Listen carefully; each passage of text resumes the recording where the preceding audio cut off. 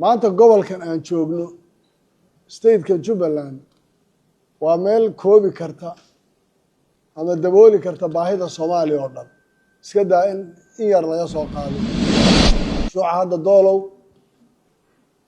waxaa loo hayaa 21 milyan waxaad garan kartaa marka nambarkaasi 5 sano waxa socda wadaba noqotaba sidoo yahay hadii loo manage gareeyo waxa uu sameyn karo iyo waxa ka soo bixi kara waa qiyaas daraan mashruucan doolow in hadda dadka looga faa'iideeyo beero loo abuuro in beero la siiyo iskaashtooyin loo abuuro dhulka dadkan u baahan yihiin inta iyagu u baahan yihiin 5 kilomitir iyo 6 kilomitir wax ka jiro qof iska oo tuura ana iska leh kuwana ka mid ama ha noqoto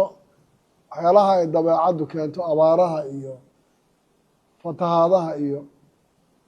labaduba ay sababaan inay dadku barakacaan oo xooluhu ka dhamaadaan gaar ahaan dadka reer guuraaga xaaladan maanta dadka Soomaaliya ay ku jiraan ay barakaca baahsana waxay noqotay mid aan oran karo mararka qaarkood sidii la rabay looma maamulin fanka lagu sheego iyo dhaqaalaha ku baxa iyo waxa had iyo jeer la sheegay in lagu bixiyo iyo midho dhalkoodu wax la isu keeni kara maaha wax la taaban kara ima muuqdo waxaa jiray markii ugu horeysay dadka Ritaaniiska qaxootiga Kenya laga soo celinayay waxaan aad uga hadlay hay'adaha war dadkan kuwa loo keenayo host community-ga laftirkooda waxa ma dhaamaan bal dadka waxaad u abuurtaan nolol iyagu ay isku filaan karaan anoo markaa tusaale u soo qaadanaya abaartii daba dheer ee 1974 Soomaaliya ka dhacday iyo sidii dawladdii xilligaa jirtay ay ugu gurmatay dadkii loogu sameeyay nolosha cusub marka xoolihii ka dhamaadeen oo ay beeraley iyo kalluumaysato noqdeen maanta gobolkan aan joogno stateka Jubbaland waa meel koobi karta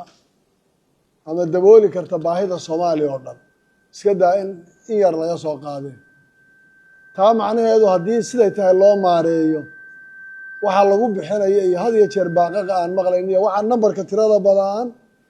ee hadda mar walba la sheegayo inay wax inta la ku baxayaan iyo wax inta la loo hayo dhowr ilaa 20 milyan ba hadda doolow loo haya shuuca hadda doolow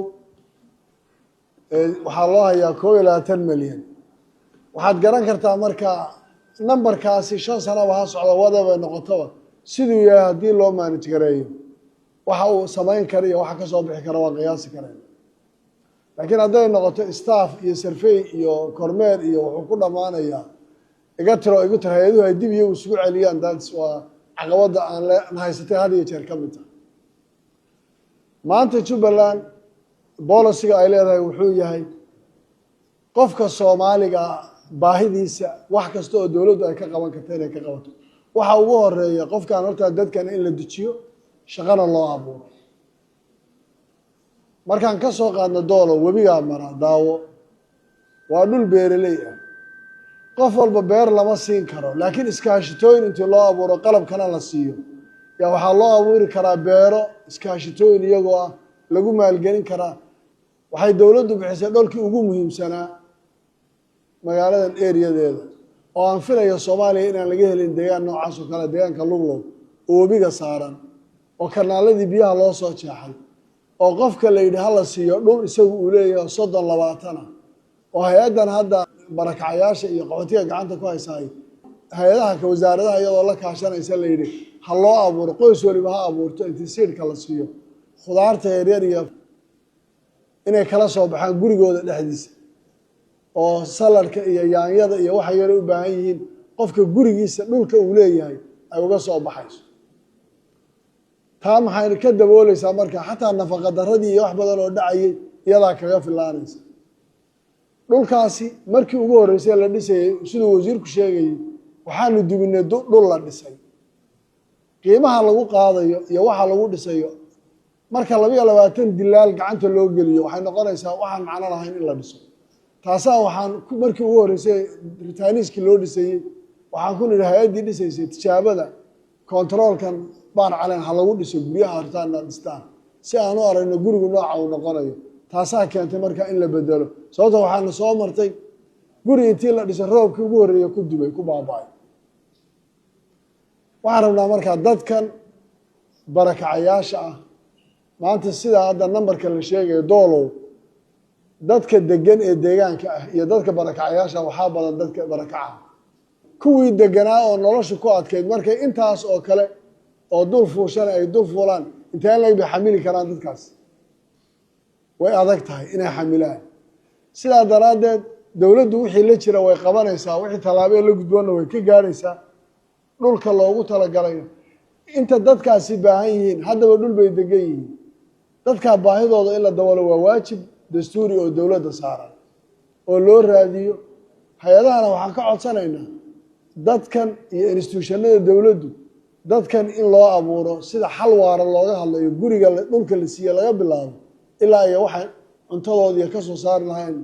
livelihoodkooda iyo inay nolol dadka xoolo laguma celinayo xoolo waa la abuuri karaa oo hadda xoolo waa la siin karaa laakiin annaga xoolaha anagu